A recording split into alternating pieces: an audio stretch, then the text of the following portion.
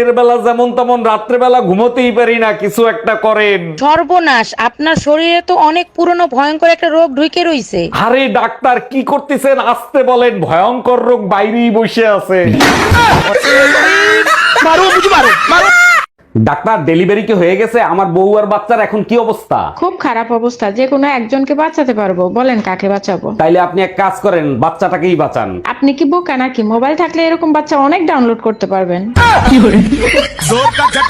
Doctor এত কিছু খাই তবু শরীরের দুর্বলতা কাটে না, কি করি বলেন তো? আপনার তো রক্ত শূন্যতা হয়েছে, মনে হয় বাসায় অনেক মশা আছে, দাঁড়ান মশা মারার ওষুধ লিখে দিই। আরে ডাক্তার আমার ঘরে একটা মশাও নাই, শুধু রক্ত চোষা বউ আছে, আপনি বউ মারা ওষুধ লেখেন।